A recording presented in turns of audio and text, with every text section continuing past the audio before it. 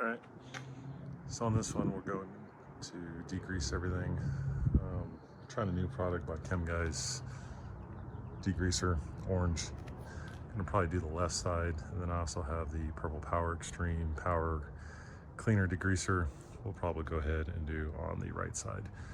The aluminum, I'm not too worried about being, I'm going to be pulling the other parts off the other engine, so if it etches, so I'm not too terribly concerned.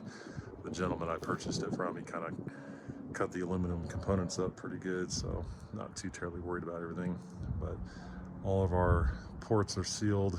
We're not going to douse everything entirely and get everything soaking wet, but just get all this gunk off. So let's go ahead and get started.